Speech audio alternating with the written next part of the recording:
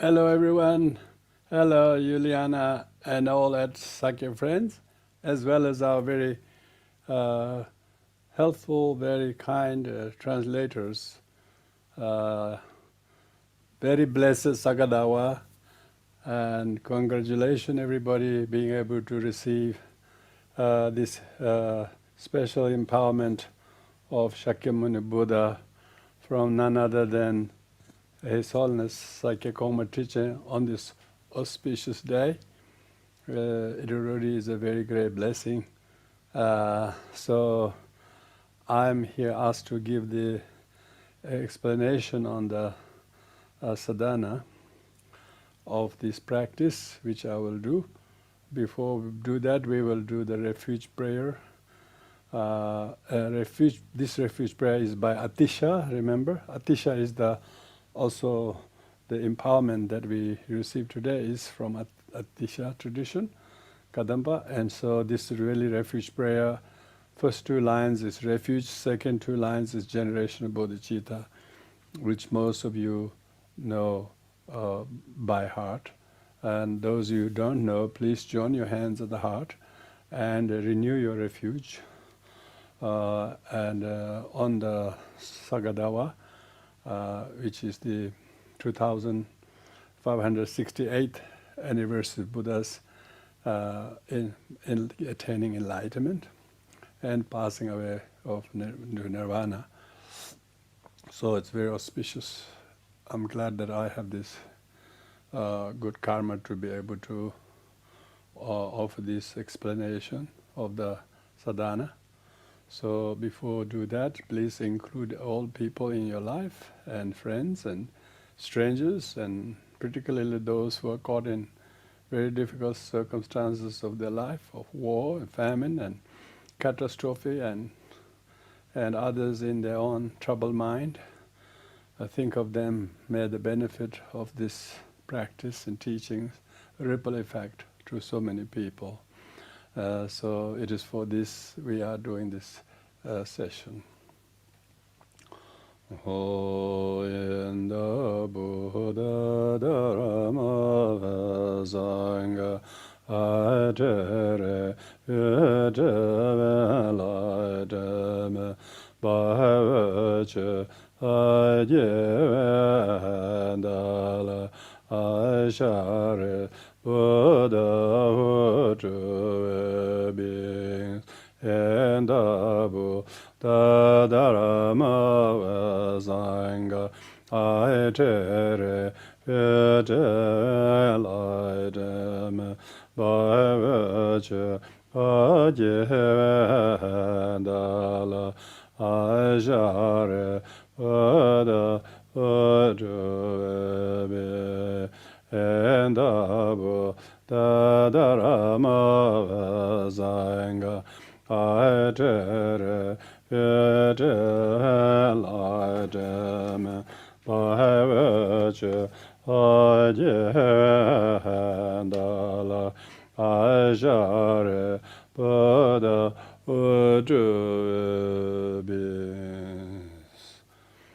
So with the generation of refuge and bodhicitta, we are very fortunate today to have time here to listen to the teachings on the sadhana. Sadhana is a Sanskrit word which means of accomplishment. It also means like a transportation. So if you want to go from one place to another, you need the means of transport. So this is transportation practice to reach to the Buddhahood through the meditation of the Shakyamuni Buddha with two retinue. And this is a very special practice that has come down through none other than the celebrated Kadampa master Atisha. Atisha means incomparable one. His actual name is Dipankara Srijana, and he is a celebrated Bengali master. He was an abbot at Vikramasila, and at the repeated request of the Tibetans, in 1042, he traveled to Tibet, even though he was very reluctant, but due to his prayerful wish, he was persuaded to make the difficult journey to Tibet by none other than Tara, who was one of his main deity. She said that even though your journey to Tibet will be difficult and hard for you, but the benefit of your journey would be so much so that you can risk any danger. So with this persuasion from his supreme deity Tara, Atisha traveled to Tibet in 1042, and he lived until 1053 and passed away in Tibet. And the monastery that is attributed to Atisha is Nyethang Dromalakang, which is just outside Lhasa, near the river bank of Kichu. And that temple is still intact. It's one of those 20 or so temples that left, that was unscathed even during Cultural Revolution, mainly because Bangladesh government, the then East Pakistan, requested to protect that temple from being destroyed by the Cultural Revolution. So that's why Atisha is a very important ambassador between not only ancient India and Tibet, but modern Bangladesh and PRC. Therefore, the temple is still in Tibet. And Atisha's great legacy is felt even before the Sakya monastery was found. Atisha, while on his trip to Tibet, he predicted the future, that in the future, he said, so basically that was like 30 years' time, because the Sakya monastery was founded in 1073, and so 30 years before, Atisha came through, and that was Sakya probably was just maybe small villages, but there was no monastery. He said there he could see the seed syllables of bodhisattvas, 3 bodhisattvas. He said in the future there will be a monastery, and the lineage holder of that monastery will be all 3 bodhisattvas. 3 bodhisattvas, Chenrezig, Avalokiteshvara, Manjushri, and Vajrapani. So exactly as he predicted, Sakya monastery was founded in 1073 in that very location. So Atisha is a great promulgator of Dharma. He could foresee that, and so Sakya lineage is one of the old Kadampas, the old Kadampa traditions. Kagyu and Sakya, and Kagyu and Sakya and others are all Kadampas. So Kadampa is not some kind of a breakaway group. Kadampa is the new school that came in Tibet after the second diffusion of Dharma, and that's largely to do with Lotsawa Rinchen Zangpo, and through the ancient Tibetan kings, the royal family, they managed to invite Atisha from India, and his legacy is indeed great. So this empowerment, this is just by way of introducing the source of this empowerment. Now going to the actual practice itself, you just received this empowerment. So from none other than His Holiness Sakya Kongma Trichen, who is a direct lineage of the very lineage of the bodhisattvas that Atisha predicted. We indeed have a living bodhisattva. His Holiness Sakya Kongma Trichen, as a jewel in the crown among us all, with the only exception of His Holiness Dalai Lama. There's no great higher realized being in human form as a bodhisattva guiding all Buddhists in the world. So congratulations, Sakya friends, to be able to get His Holiness agree to give the empowerment. And as you know, that Atisha himself is regarded as the emanation of Amitabha. And so this particular empowerment is one of the 4 Kadam deities, 4 Kadam deities. This is one of them. So this empowerment, so this sadhana practice starts with the refuge and generation bodhicitta, even though text itself does not provide the refuge and bodhicitta prayer, but it says first take refuge and generate bodhicitta, which is just like the refuge and bodhicitta prayer that I chanted. You too, when you do the sadhana, you have to do that. Renewal of your refuge and bodhicitta at the time of refuge, at the time of any sadhana, is a very common preliminary practices.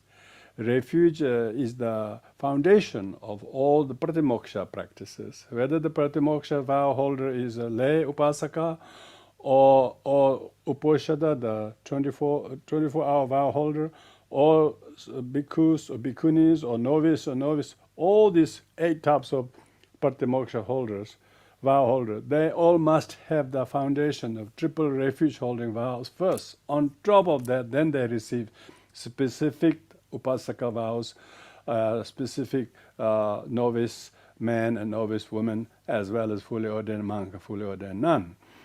On top of that, there are people like in Yungne time, they take the 8 precepts for 24 hours. All these things are based on, without refuge, you can't do anything. So doing the refuge actually restores and consolidates your pratimoksha vows. And then generation bodhicitta restores and consolidates your bodhisattva vows. Because Vajrayana practice is a resultant Mahayana, but resultant Mahayana have to be dependent, based on causal paramita yana and the pratimoksha. So that's why doing refuge and generation bodhicitta is compulsory and mandatory before you do any Buddhist practice, let alone Vajrayana sadhanas. So so one needs to do those too. So that's the kind of the common preliminaries. And then, as you all got a copy of the sadhana, remember this sadhana was really quickly translated. Sakya friends organized this, and from His Holiness' personal textbook, this text, they got it and translated it. And so here we have these blessings of His Holiness, empowerment flowing to you straight away. Modern, they just put it on the Zoom, and then you share and then you open. Where do you get that kind of facility? In Tibet, they used to travel 3-4 months on foot to even first to meet the teacher, let alone get empowerment and get text. They were very difficult to get. So these days we have modern facilities like that.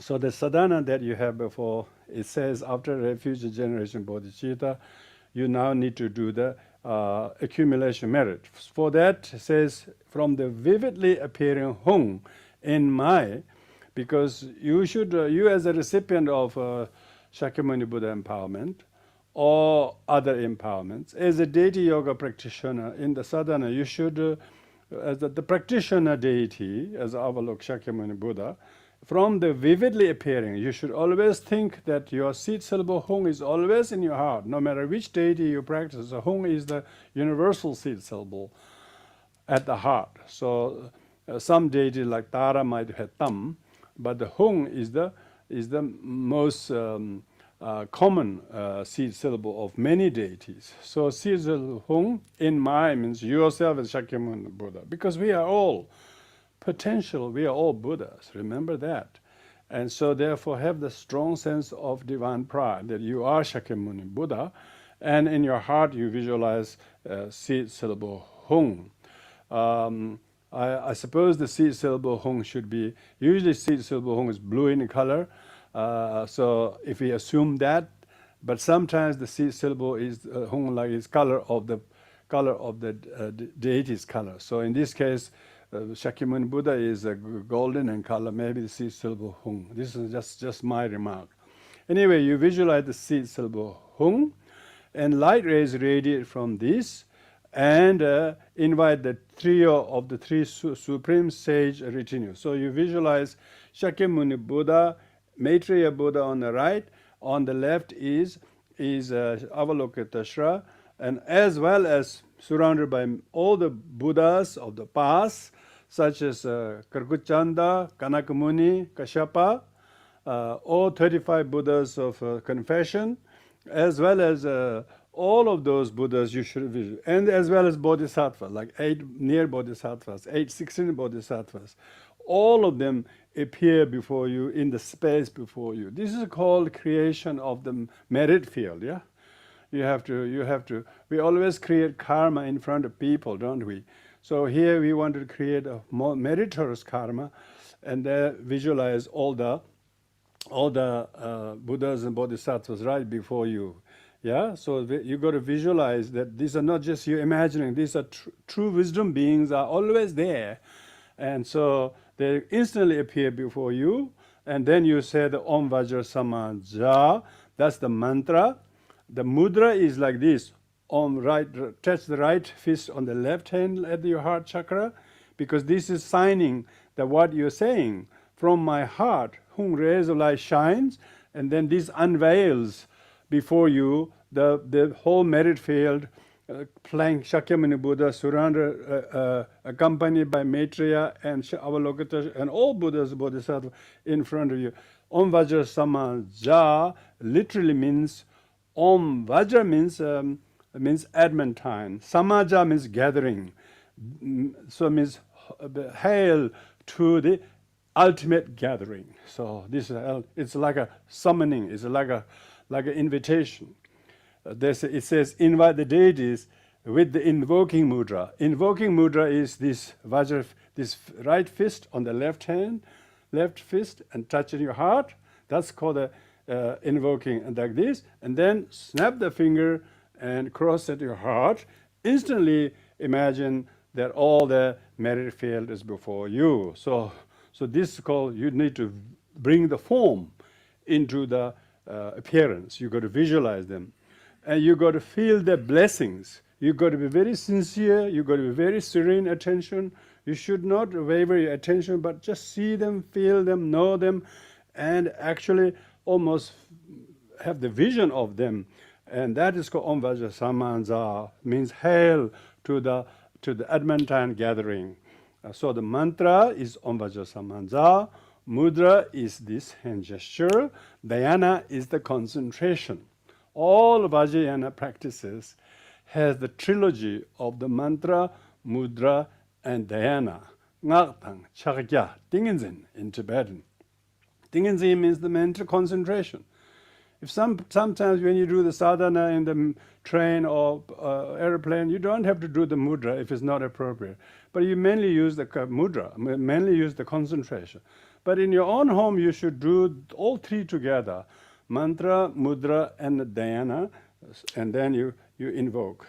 As soon as you invoke with hands folded, so this is first conceive the supreme bodhicitta, mind of enlightenment. So it means you need to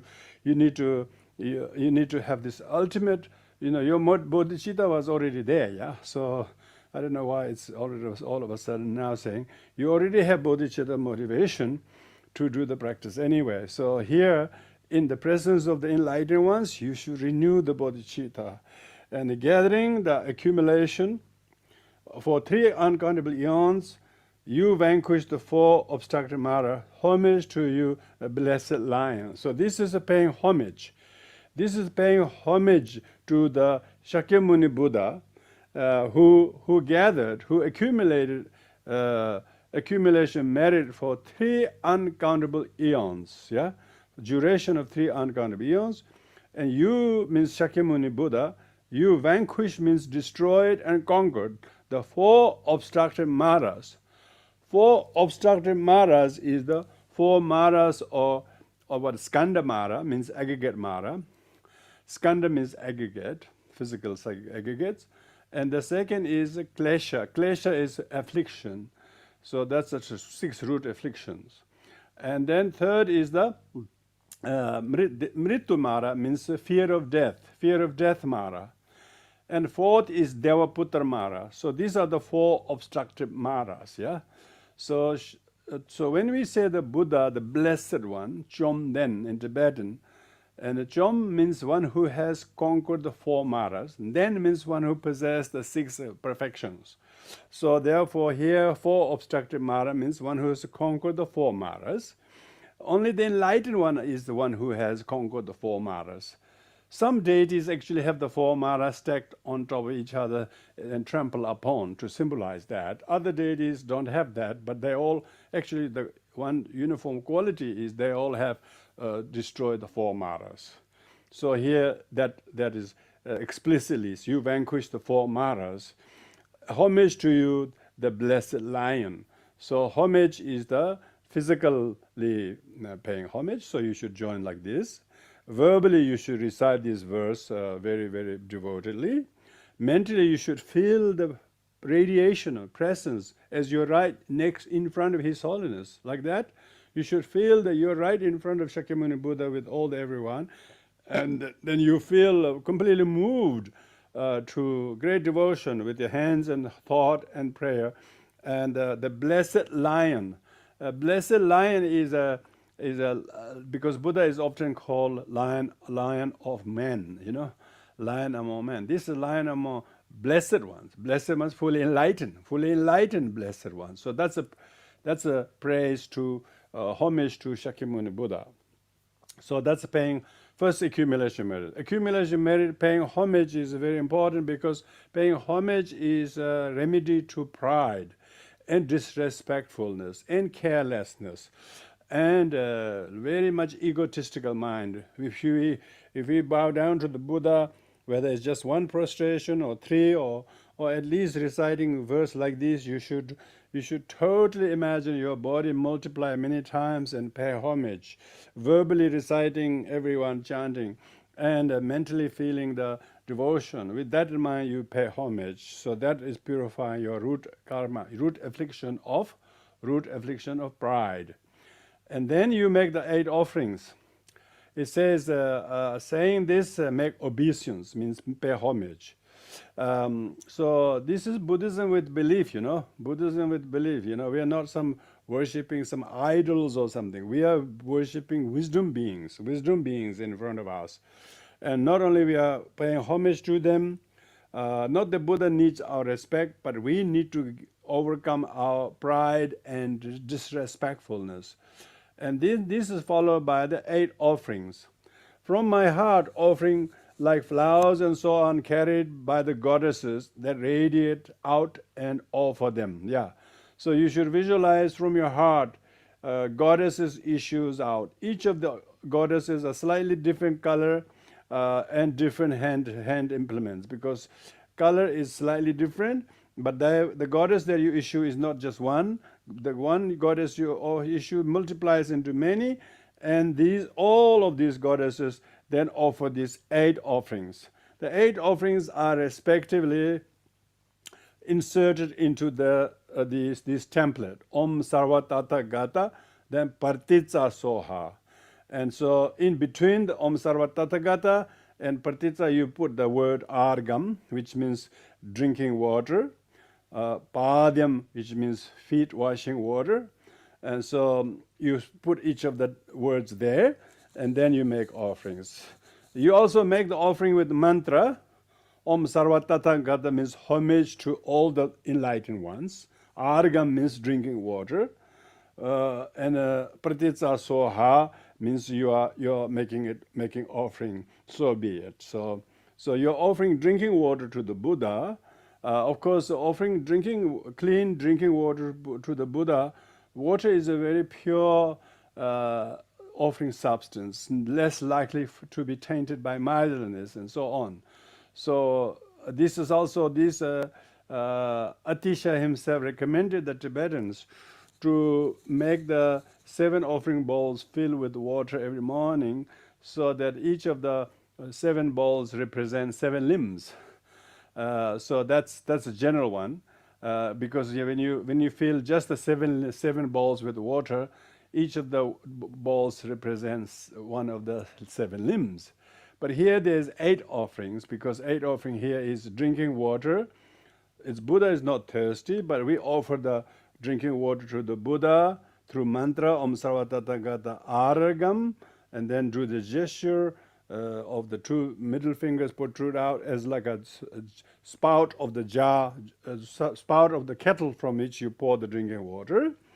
You do the gesture, mantra, and mudra like that, and then you offer prayer. May all beings have the drink of knowledge, yeah, drink of knowledge of Dharma and quench their thirst. That should be your prayer.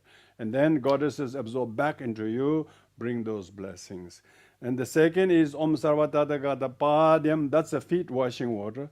Feet washing water is poured onto the feet of the Buddha. But of course, same gesture because of the water. Purpose is that pouring feet washing water is so that may all sentient beings do not collect the dust of pride from the knowledge of the Dharma. So it's a very important prayer. Knowledge is a very hazardous. People become very arrogant. But knowledge without humility is like a poisonous food. People will get sick. So that's all this academic materialism is very much like that. Here is the knowledge of Dharma should be the cause of humility, not cause of arrogance. So may all sentient beings who acquire the Dharma knowledge and quench their thirst do not have any dust of pride on their feet. So that's the prayer. Om Sarvatadagata Pushpa is the flower. So when you offer flower to the Buddha's head. You do the gestures, homage to all the Tathagatas. May I offer flowers. Of course, Buddha doesn't need flowers, but symbol of the offering Buddha flower. And when you offer prayer, may all beings blossom their inner qualities. So with this in mind, you do the mantra, Om Sarvatadagata Pushpa, and the mudra, and visualize the goddess offering lots of blossoms of flowers, and then meditate that may all beings be blossom their many qualities that are not yet manifesting by making this offering. So you've got to really be lots of meditation here, meditative state. You've got to think, do, know, see, feel all together. Vajrayana is very quick path, only if you consolidate all of these ingredients together. Like when you make the cake, you don't just put white flour and then just some soda. You have to get the cake and various other ingredients. Like that, you don't just say the mantra and that's right. You have to do the mantra, the mudra, and dhyana, devotion, purpose, application. This is, you got to remember, pushpa, may all beings, if you're a lazy person, may I be diligent. If sentient beings are angry, may they give up anger. Others are miserly, may they be generous. That sort of thing. You may blossom the qualities, flowers. And then the fourth one, Om Sarvatadagata Dupe. Dupe is incense, so that's offering to the nose. Of course, Buddha doesn't need any incense, but we offer the incense and make offering prayers that may all living beings enjoy the fragrance of sincerity and honesty. So with this in mind, you do the dupe pratisahung. And then the fifth one is Om Sarvatadagata Aloke. For this, your thumbs up. This is gesture of lamps, bara lamps. And so this are offering to the eyes of the Buddha. But you pray, may all beings have the may they be the light in the inner wisdom of knowing the right view and perfect view. So you offer the prayer so that all beings, sentient beings, will get the right view. And then the sixth one, Om Sarvatata Gande, is you do the hand like this. That's offering perfume. Perfume is, of course, good for the body scent to keep the good smell. But real perfume is faith. Faith is the most important reservoir. Your faith should not be shallow. These days people talk about intellectualizing, questioning Buddhism all the time. No, there is a limit how much you question. There is a time you must totally believe and accept that. That is the reservoir of faith. So you offer Gande, may my faith do not waver or get discouraged by negative people. So you offer prayer that may our faith in the Buddha, the Dharma, the Sangha, generation bodhicitta, merit of practicing kindness and generosity, patience, not shake but stay very firm, like a water in the reservoir never dries. May your reservoir of faith will always remain strong, filled with faith, not with doubts. Lots of people are these days entertaining doubts. There is no benefit in doubt. Doubt is one of the 6 root afflictions. So what's the benefit of that? So let's let that be completely remedied by the reservoir of faith. So this is, I'm saying this, explaining this 8 offering because Sakya Pandita wrote a beautiful description of these 8 offerings. So we call in this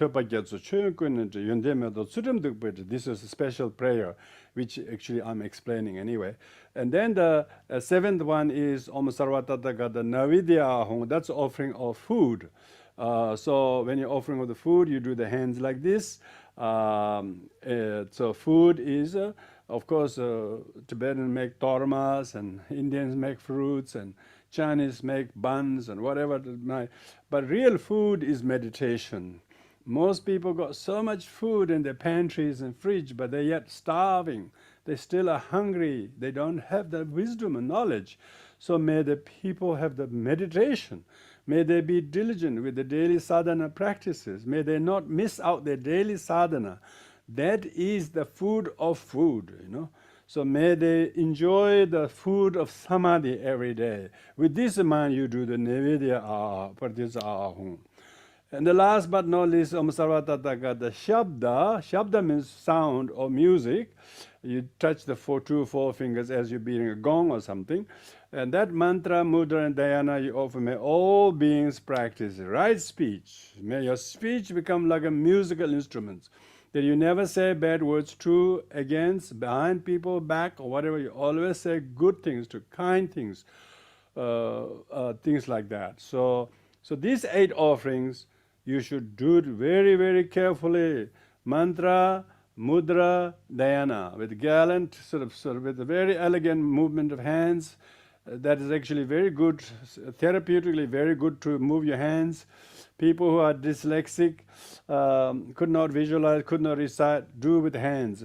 Once you learn to do with the hand, the mantra will come. Then that will assist you to have the samadhi, and that will greatly, after doing a couple of minutes of the 8 offerings, you feel something is shifting. And so these 8 offerings are a remedy to your miserliness and stinginess. Some people who don't want to do the hand movement, they hardly want to recite the mantra. They're just straying hither and thither. They have not received teaching. That's why they couldn't do the sadhanas, because they don't know what to say. What's all these things?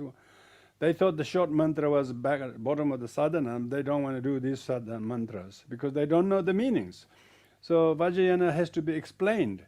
People are already empowered, and they need to know that's how to do the sadhana. So you need to do the 8 offerings.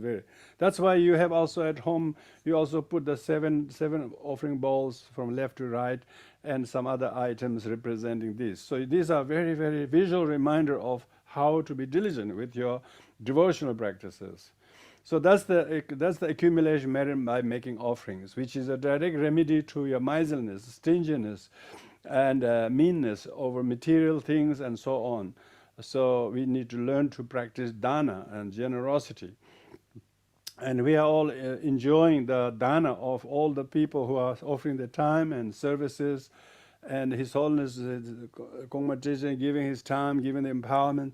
We are all, this amazing Buddha Dharma, Buddha lineages, all based on dana, all based on devotion to the Buddha, and therefore everybody is willing to give their time and energy and resources. These are already very good practices.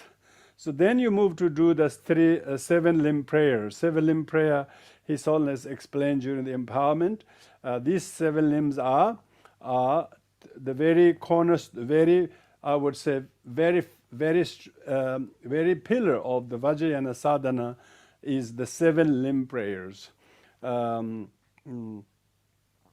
First is confession of your misdeeds. In the 3 gems, I take refuge. All my misdeeds, each and every one, I confess. So first is the confession of your misdeeds. We all have negative karma, as well as transgressions of our pratimoksha, bodhisattva, and vajrayana vows. So it's a very excellent opportunity during your daily sadhana to do the confession. Or as little small difficulties which you had with people, you really became angry for so small reason, but you don't know how to get over it. So it's very good to remember that in the sadhana and not hold grudge at all, and try to end it by doing confession. So the first limb is you should do the confession with strong sense of four powers. This is what we call power reliance. That here is the merit field, and your refuge in bodhicitta is power reliance. Power regret and power of resolution is the promise, and power of restoration is the confirmation that you have cleansed. So with this in mind, you do this first limb. The first is the limb of confession. All misdeeds, each and every one, I confess. Second is rejoicing merit of others. Rejoicing the merits of Buddhas and Bodhisattvas, ordinary beings, including yourself, your precious human rebirth. Fact that you have refuge in the triple gem, you should rejoice. You should rejoice all the many years of good health you had. You should rejoice the kindness of your parents that brought you up. You should rejoice the kindness of all the other sentient beings. Incredible. You couldn't believe how much good you see when you have the positive mind. Rejoicing ordinary beings too. Of course, we are rejoicing Shakadawa, Buddha's enlightenment, incredible merit. If you really know the qualities of Buddha, you would not need anything but to think of Buddha all the time. So this is Buddha Yoga, okay? This is Buddha Yoga. Remember that. Receive the empowerment of Shakyamuni Buddha, Buddha Yoga. Guru Yoga, Buddha Yoga is more important. Guru is part of the Buddha, not the other way around. So the Buddha Yoga, here Shakyamuni Buddha's quality, we remember, Sagadawa, and that's the second limb. That's a remedy for your jealousy, envy, and low self-esteem. All will be quashed by this. And third is ultimate bodhicitta. Ultimate bodhicitta, Buddhahood and awakening I hold in mind, means you wish to, your ultimate purpose is to attain enlightenment for the benefit of all sentient beings. That is ultimate bodhicitta. So that's the third limb, is ultimate bodhicitta. Ultimate bodhicitta is a remedy to people who have very lesser mentality of seeking higher rebirth, freedom from the lower rebirth, and just to gain liberation for oneself. These are the kind of lesser mentality. So wishing to attain ultimate enlightenment is the highest goal. So that is the third limb. Fourth limb is refuge. In the Buddha, Dharma, and Supreme Assembly, I take refuge until enlightenment. Fourth limb is refuge. People are taking refuge in possessions, positions, wealth, fame, relationships, money. All these things are not refuge. These are ridden with many problems. It may give little bit of feeling, all of a sudden that it goes sour. So you should take refuge in the Dharma. You should always turn to Dharma and you will save. So therefore fourth limb is the remedy to all wrong things that you are taking time and effort into.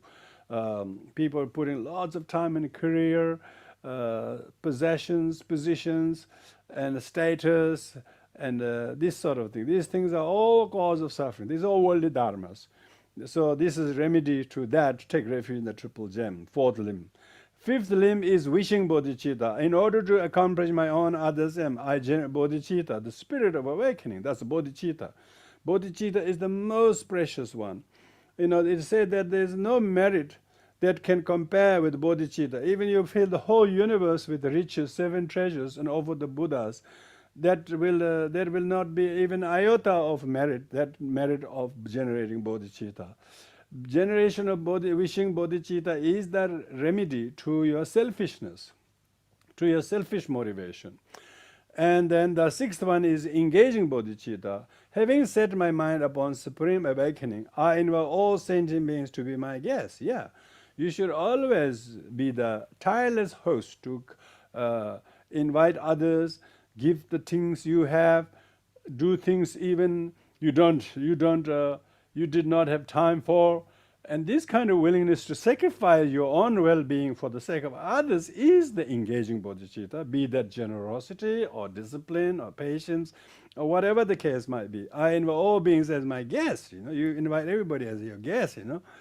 Are you able to do that? You can only handle one or two guests, or you can handle all sentient beings as your guests. See, this is a very big promise. I shall carry out the supreme and delightful action bodhisattva. Means I will practice the 6 parameters. That's the engaging bodhicitta, sixth limb. So this is very profound. The 7th limb is incredibly profound. And then last is dedication. May I attain enlightenment in order to benefit all beings. So that's a dedication of merit. So with this in mind, you join your hands at the heart and reflect on these 7 points. And then, because of generation bodhicitta, wishing bodhicitta, engaging bodhicitta is remedying your selfish worldly concerns. And we are following the bodhisattva's path. Bodhisattva is one who renounces selfishness and adopts the cherishing for the others. And all suffering comes from selfishness. All achievements, good things come from cherishing other sentient beings. Shantideva says that. Look at the childish sentient beings who just work for themselves. Look at the Buddha who achieved enlightenment because he worked for the benefit of others. So that's the difference between the childish sentient being and the enlightenment. Enlightened one. So that's why we are vowing to follow the bodhisattva's way of life. You're renewing your bodhicitta. Every morning when you do this 7 limb prayer, you have excellent opportunity to renew your bodhicitta. Incredible, isn't it? Remember that when you took the first bodhisattva vows, how great you felt, In the Chinese Mahayana tradition, when they take bodhisattva vow, they even have to burn their head or nose or somewhere, I think just to test whether you're willing to endure hardships for the sake of sentient beings. So we must renew our vows. Sometimes our tolerance is so little, so zero. There's nothing there. But we need to remember that Shakyamuni Buddha for 3 uncountable eons carried out the bodhisattva's activities, like as a Mahasattva who fed his body to the hungry tigers and 5 cubs to save the 5 cubs. Likewise, many lifetimes he practiced this. So it's not just small activities. So we must remember those Jatakamala stories and vow to take small steps to emulate, to model those things. That is really Mahayana. Robes are not Mahayana, country is not Mahayana, text not Mahayana. Attitude has to be great vehicle. Maha means great scope. You have to have a great scope to accommodate everybody's wish so that everybody become your guest and you become the tireless host. So this beautiful image of that. So that's the accumulation merit by doing the 7 limb prayers. And then as soon as you finish that, the merit field dissolve into oneself. So then that all the Shakyamuni Buddha, 2 retinues, all the Buddha dissolve into you, and then you have accomplished the accumulated merit in relation to holy ones. Then you do the accumulation merit in relation to ordinary sentient beings by meditating on the 4 immeasurables. Immeasurable loving kindness. May all sentient beings have happiness and cause of happiness, because the sentient beings want happiness, but they seldom find any happiness. They find small little physical pleasures, but only very short-lived one. Because their happiness is suffering of change. They don't have real happiness. They want happiness, but they don't know the cause of it because they are so ignorant. So you should have genuine loving kindness, wishing sentient beings to be empowered to know what is cause of happiness, and you're wishing them to have the happiness and the cause of happiness. And that's why we are trying to promote Dharma. So the Dharma alone can open the eyes for people to distinguish poison from medicine and fact from fiction and superficiality to the pure. So they know that loving kindness is not attachment. Okay, loving kindness between father and daughter is attachment. Really, even Most of them finite loving kindness, love is attachment. They are not love, loving kindness. They are love in the sense of a kind of a passion. But real loving kindness is when you can overcome your hate and ill will. That's a real loving kindness. So, so when you can overcome ill will, have no resentment, that's a loving kindness.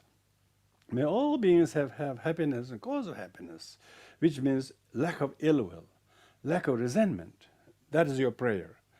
Look at the ill will between countries are causing war. Look at the countries that has no ill will and they're doing helping each other. Likewise, between two people, incredible lack of love and respect, and then causing so much suffering. So that's immeasurable loving kindness, first one. Second is immeasurable compassion. May they be free from suffering and the cause of suffering. When sentient beings have suffering and a cause of suffering, whether it's behavior or whether they're bad habits, we should be compassionate to them. We shouldn't ostracize, as we can't have people like them in our midst type of thing. Oh, you don't want to have anything to do with people who have suffering. Then what we are here for, taking bodhisattva vows? So because we have bodhisattva vows, we should embrace sentient beings who are unruly, who have a lot of sufferings, more problem, maybe than us, and therefore we should nurse them. So compassion, immeasurable compassion, is one who would not give up on any sentient beings, no matter how difficult they are. And so still pray that may such unruly sentient being become the cause of my blossoming of my own compassion. So we should always pray to meet with the people with the difficulties, so that can really teach us the true lesson. People who are soft and gentle and courteous around you, we never learn anything. We never grow to become strong.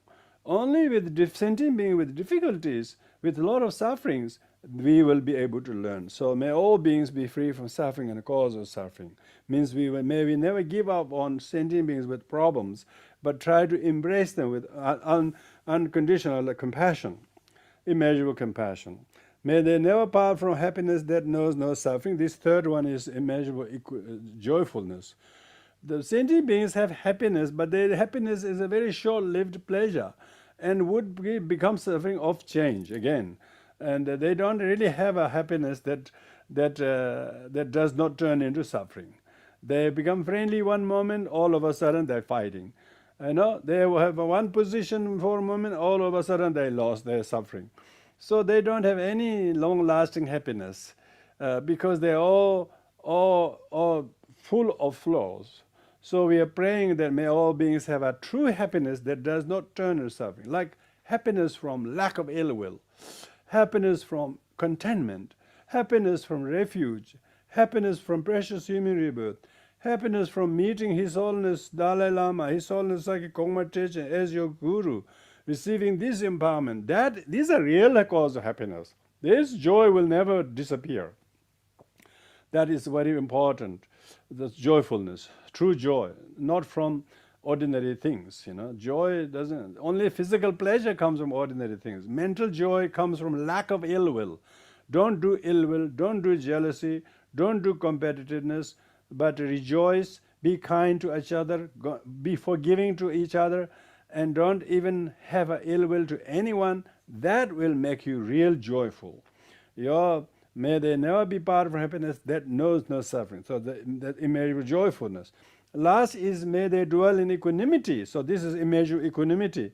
May people dwell in equanimity that is free from attachment, aversion, those near and far. Towards the near ones we are too attached, like father to the son or the mother to the daughter, and then to some people we don't want nothing. We don't want to even go near these people. This is ridiculous. Mahayana should not be like that. These people put in the West, people put AVO, apprehended violence order. It's ridiculous. People who are violent, who are difficult, we should also have equanimity towards them. Who knows who they are? They are not there for no reason. They are there because we previously mistreated them so many times, and they are appearing in your life so aggressive. They're not there by sheer chance. They are a result of your own unfinished karma from the past. So we should have some equanimity even towards them. and not treat them with contempt and aversion. So that's a prayer. May all dwell in equanimity, free from attachment, aversion, though near and far. These are for immeasurable. Immeasurable not only in terms of sentient beings, the number is immeasurable, but the merit of loving kindness is immeasurable. Loving kindness is so much more purposeful than any sadhana practice also is so that loving kindness can cultivate. Even calm abiding, even special insight is taught. That's Kamala Shila says, even calm abiding, a special meditation, you do it in order to cultivate loving kindness and compassion and bodhicitta, not other way around. So therefore remember that without loving kindness and compassion, there is no Buddhism. So one needs to practice this as the core essence of the practice. So that's the four immeasurables. So that concludes the accumulation merit. Now the accumulation wisdom, you recite the mantra Om Swabhava Shuddha Sarva Dharma Swabhava Shuddha Ahang, means homage by nature all phenomena are pure. I too, as all phenomena am pure, means light. So I'm pure means, so you disappear, you dissolve into emptiness. Your psychophysical organ, your body, your name, your feeling, your emotion, your habits, all, and your skin, your body, your shape, your gender, all vanish into emptiness. So you got to do the meditation emptiness. Very important. So Vajrayana is a Vajra mind samaya, that your mind is completely no form, no color, no shape. So you are dissolving everything into emptiness. You're claiming your this luminous Dharmakaya. Out of the state of emptiness, means out of the state of Dharmakaya, on a throne upheld by lions and a moon disk. Lion is always regarded as the mount of most of the thrones. A moon disk is my own mind essence in the form of yellow syllable hung. Remember I mentioned about the yellow syllable? Usually blue syllable hung, but here it's to match the color of the Shakyamuni Buddha, yellow syllable hung, surrounded by the Sanskrit vowels. What the vowels? A, I, I, U, Ri, Ri, Li, Li, E, O, Anga, 16 vowels.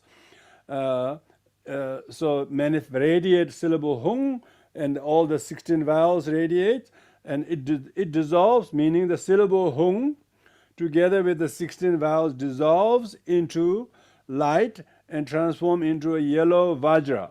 So that's how the emptiness become. First emptiness yoga, then syllable yoga, and then hand implement yoga. Now the syllable hung dissolve into yellow vajra. Yellow vajra is the hasta chinha. Hasta chinha means hand implements. So the emptiness become a syllable. The syllable become hand symbol. And then hand symbol is marked by the syllable hung. This is the hung is the seed syllable here. And light rays radiate from out from the hung. It is from the syllable hung. Light rays radiates. The vajra is there, and hub of the vajra marked by the syllable hung. And what does it do? Rays of light making offering to the Buddhas, all the Buddhas and Bodhisattvas, and touch the sentient beings, heal all sentient beings, cure the sickness, relieve the kind of destitution, and allay the obstacles, wars, famine in the world, and they're working for the welfare of sentient beings. Rays of light does many things.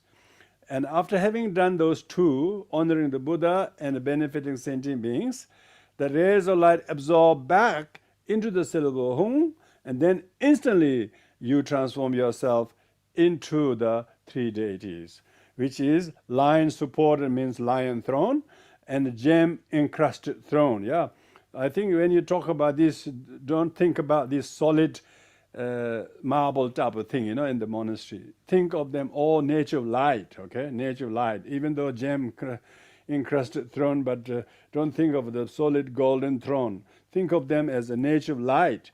On top of that is a moon disk. The moon disk represents the bodhicitta. Moon disk represents the bodhicitta, ultimate bodhicitta, upon which is the seat trampling on the seat trampling upon the four maras. So it doesn't mean the four maras are visible there, meaning the seat is there, which symbolize the conquest of the four maras. On top of this is oneself now appears a blessed one, Shakyamuni Buddha. Shakyamuni means sage of the Shakyas, because Shakya is the name of the Buddha's family. Muni means sage, means one's extraordinarily special being, able. In Tibetan we got tupa. Tupa means one who's able to. One who's able to conquer the four maras. One who's able to destroy the four all the afflictions, all the karma, who have accomplished all the qualities unlike anybody. These are nobody can do. Buddha can do. Therefore, Buddha is the tupa. Tupa means one who's able, one who's the doer. Muni means the sage. Sage is the one who can stay in solitude and do not feel hungry and thirsty, do not miss people, do not get tired. They overcome the elements. So therefore, munis are the saints who are able to do the Shakyamuni. And so you should imagine with divine pride, I am none other than Shakyamuni Buddha. My body is pure golden color. Doesn't mean your body is solid, yeah? You're not solid. You're all nature of light. And I have one face, two arms, my right hand in the earth touching gesture. That's his right hand touching on the knee, left hand in meditation posture. So that's the usually what Shakyamuni Buddha's images in Tibetan monasteries. My body is clothed by saffron colored dharma robes. So you're wearing upper and lower and mat and everything, all the dharma robes. I'm adorned by 32 major marks and 80 minor marks, altogether 112 marks. 12 extraordinary. Merely looking at the Buddha, most people gain enlightenment. That kind of a holy body. That's why we make the statues and everything with bow down, with great careful. We should see the not because we bow. No, we are not bowing to the material, okay? Material, whether gold or the clay or the whatever it is, it's not. What it represents is all the 32 and 80 minor marks of the Buddha represented. And one is seated in the Vajra posture. So that is yourself. I radiate many rays of light beams from my heart. Then on my right hand is golden Maitreya. Maitreya is yellow in color. You saw the picture being shown every now and then. You can see Maitreya Buddha is yellow in color. The word golden and word Maitreya comes from friendship, you know. Is in Pali they call metta, M-E-T-T-A, metta. In Sanskrit it's called Maitreya. Maitreya means loving kindness, loving kindness. Sanskrit direct translation of Maitreya means friendliness, really, friendliness. Because a person who has loving kindness to you, you are very friendly to you. So Maitreya is the name, Maitreya. And with one face, he also has one face, two hands. His right hand holds a fly whisk. You know, fly whisk really means a fan, but it looks like a kind of a, people call it yak tail, but yak tail is a Tibetan thing. But I don't think they have yak tail in India. So it's a kind of a fan, you know, fan. It looks like a fly whisker. They're whisking away the flies. Because even these days you can see that when Theravadan monks, they're always holding a fan. So it's not a Tibetan invention. I don't think it means yak tail, you know. So translation was just stay with fly whisk. That's a safe. Fly whisk. Fly whisk is there. They don't want to hit on the fly, but they want to make sure the fly don't come near. And then left hand is holding a naga tree. Naga tree means a special kind of a serpent tree that's real special to the Nagas, because quite a lot of them Nagas live under trees, in the water. Nagas are to do with waterborne creatures as well as tree-borne creatures. So that is the two symbols of hand symbols of Maitreya. And then on the left is a white Avalokitesha, one face, two hands, whose right hand is also holding fly whisk, left hand a white lotus. So they're fairly easy. These are iconographical description of the three deities. And both Maitreya and Avalokiteshvara are dressed as looks like they are dressed in silk, because their body is not a gross body, so they don't have to really. Looks like they're wearing fine silks to symbolize their modesty, and multicolored jewelry, earrings and necklace and so on. So these they must be both in the Sambhogakaya aspect, yeah, because they're jewelry. Because Shakyamuni Buddha is a Nirmanakaya aspect. The other two are wearing jewelry, so they are in Sambhogakaya aspect. Both of their legs are standing. They are both are standing. Uh, um, Standing upright, looking at the blessed Shakyamuni Buddha, standing in obeisance. I mean, they are really very respectfully standing on either side, bowing towards the Buddha. On the forehead of these three, all of these three, Avalokiteshvara, Maitreya, and Shakyamuni Buddha, has a white syllable Om that represent the Kaya Vajra of all the Buddha's body, the Vairochana. And then at the throat is Vaka Vajra of all the Buddha's holy speech, syllable A, red in color, Amitabha. And the heart is Chitta Vajra, symbolizing in the form of blue syllable Hung, the Akshobhya. So therefore you have Om, A, and Hung. To bless, to seal your forehead, body, speech, and mind, 3 doors. And bless the 3 places. There you go. 3 places refers to forehead, throat, and heart. Why? This is the place of the body, this is the place of the speech, this is the place of the emotion or thoughts. So you're sealing the Om for the forehead, Ah with the throat, Hung with the heart. From the heart, light radiates and invite the 3 deities from the nature of both. So now you already are 3 deity. This is 3 deity that you are is called Samaya Sattva. You are now invoking Jnana Sattva, wisdom beings. Wisdom being in the and Jnana Sattva and the Samaya Sattva is like a car is the Samaya Sattva, the engine is the Jnana Sattva. So now you're invoking the engine, true spirit of the 3 deities you're invoking. We are animating yourself to become completely possessed by the Holy Spirit, holy mind of the Shakyamuni Buddha, Maitreya, and Avalokiteshvara, and then you are doing invoking. And then you're invoking through mudra, Ja Hung Vam Ho, Ja Hung Vam Ho. So as soon as you do those 4 gestures, the wisdom beings are Jnana Sattvas absorbed into Samaya Sattvas, like a water poured into water, you couldn't tell which is which, and now you have become full-fledged 3 deity Shakyamuni Buddha. Now in order to anoint you to become enlightened, to endorse you, again light rays radiate from your heart, and this time invoke the 5 Tathagatas. 5 Tathagata is 5 Buddha families. 5 Buddha families appears before you, Akshobhya, Ratnasambhava, Amitabha, Amoghasiddhi, Vairochana, all of them appear before you together with the retinues in order to give you the empowerment. That's why you make, as soon as you appear before you, you make them 8 offerings. The 8 offerings is the same, except the wording is Om Panchakula. Pancha means 5, Kula means family, 5 families. Homage to the 5 family.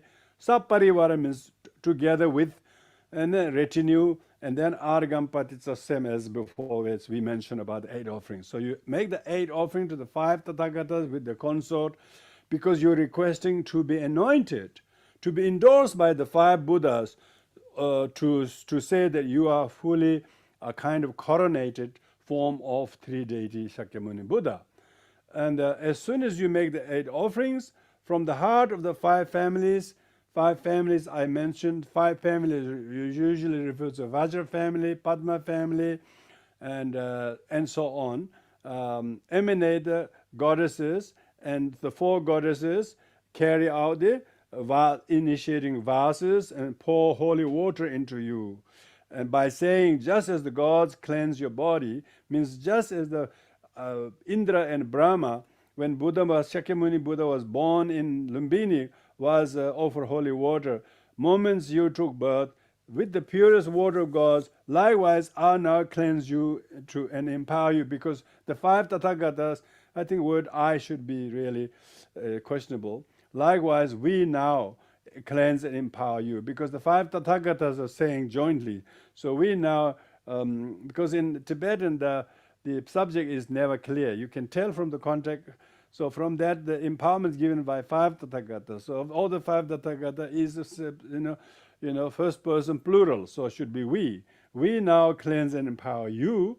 We, the 5 Tathagatas. You, the Shakyamuni Buddha with 3 deities. And they say, Om Sarva Tathagata Abhishekata Samaya Shreya, meaning homage to all the Tathagatas. Holy Abhisheka means sprinkling water, means empowerment. Samaya means holy pledge. Shriya means the glory of that may be yours.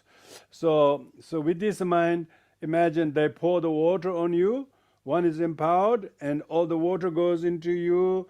30 deities, all the 3 doors are purified, and then the liquid form of the 3 deities enters into you. And then the wisdom nectar, when it says wisdom nectar fills your entire body. So your interior is completely identical to your container. Container and contents are now exactly one.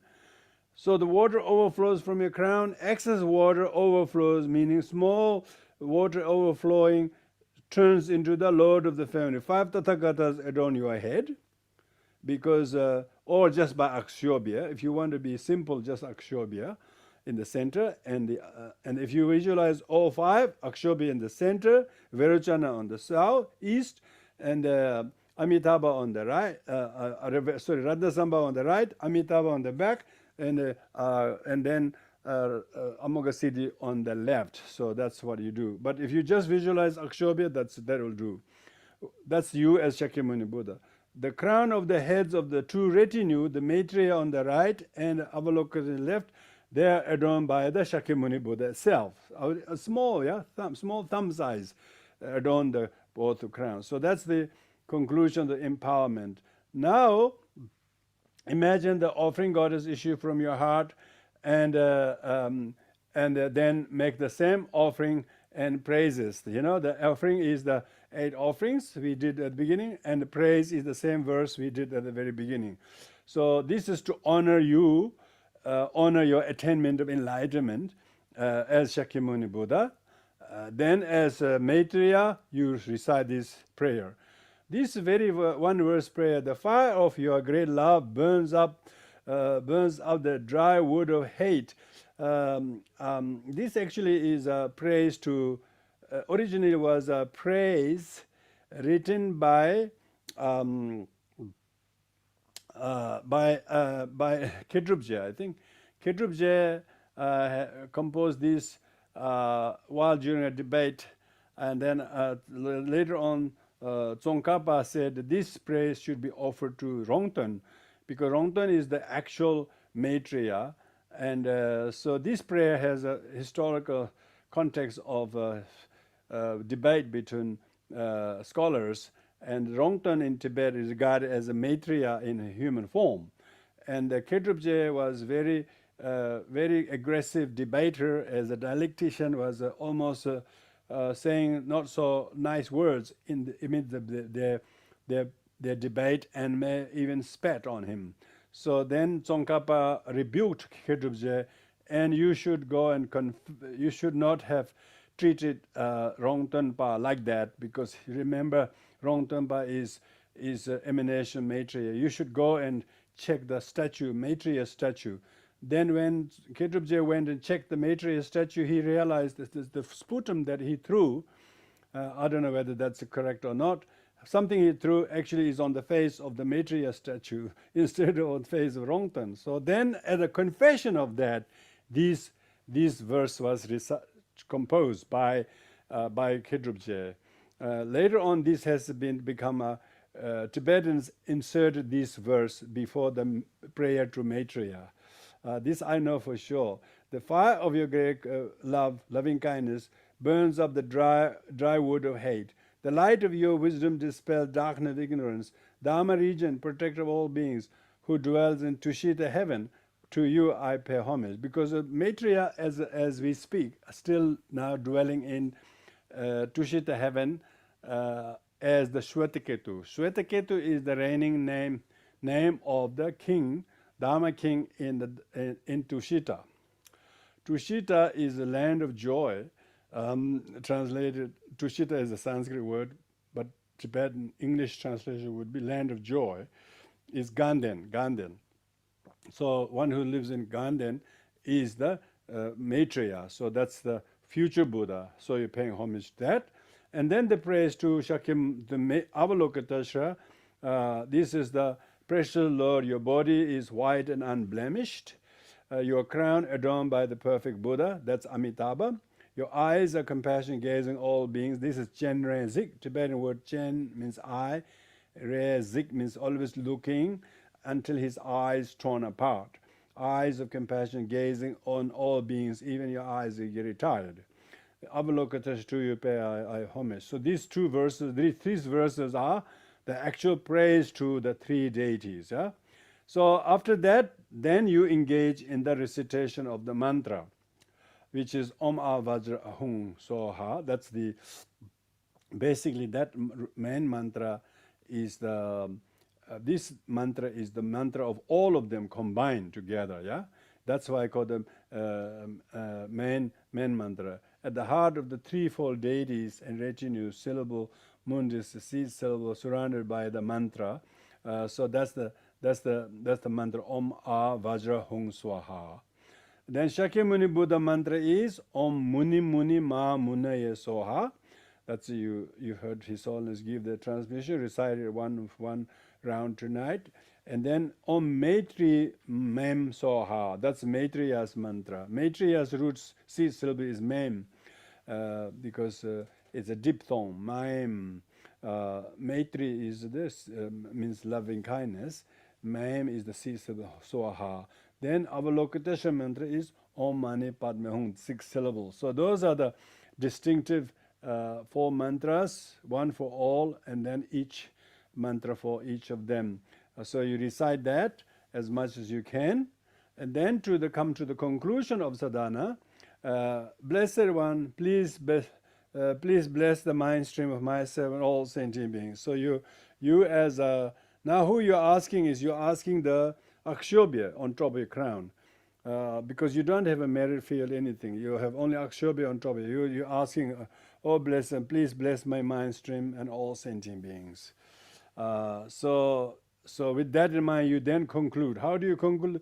Then dissolve the 2 retinues into the main deity. The Maitreya on the right and Avalokiteshvara left, both dissolve into you. You were 3, but you now become 1. And so you remain as a Shakyamuni Buddha, and you should always have the divine pride that you are the Buddha, because if you're Buddha, you will see through the eyes of Buddha, you can hear through the ears of Buddha. You wouldn't hear from the deluded persons because who you are not. Now you are Buddha, so you should have the divine pride. See, Vajrayana is very good for your pride.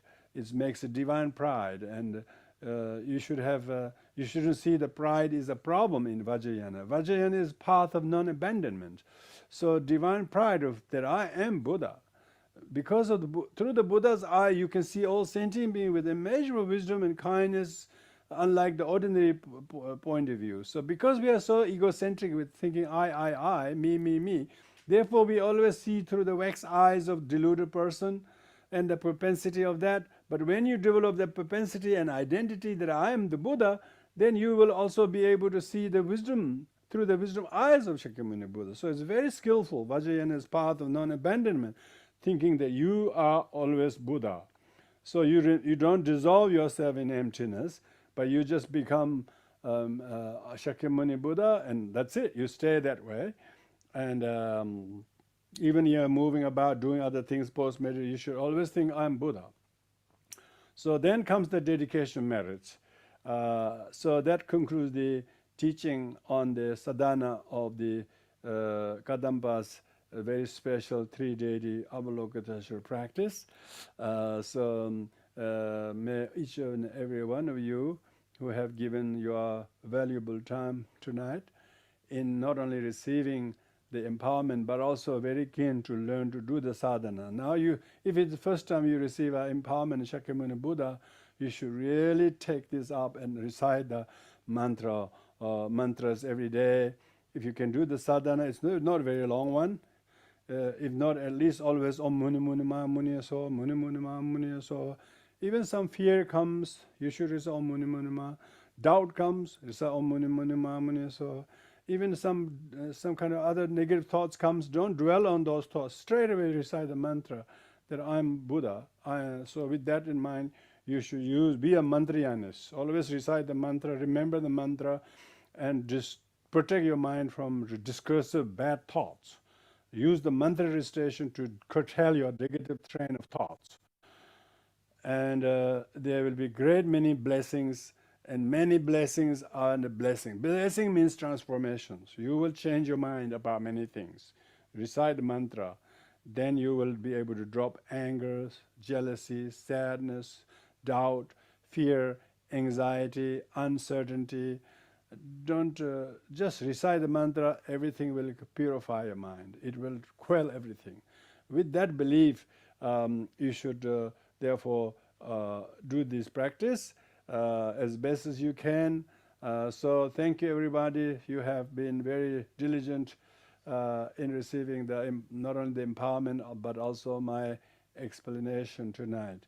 So with this in mind, we will now do the dedication merits. May His Holiness Kongma Teaching Rinpoche, His Holiness Dalai Lama, and their other His Holiness Ratna Vajra, Gyana Vajra, Holy Family live long, because this blessed Holy Family is the only Tibetan family from many, many centuries, before more than 10 centuries, that has completely kept the very pillar of the Dharma up to today, as long as we have. So we are very, very fortunate to have received the empowerment. So with this in mind, we do the dedication merits. Everybody, thank you. Homage mere me horaga da deva menzege homneze me ale bere robe from the ocean bedo de senede courage manju shrenyo Azama Trabadra de Laiwa following all the Hezamba Aja de Dege de Mere Mede Exelembo de Jeda Treba Verena Yedanza Has been bo me dengri freely without generation.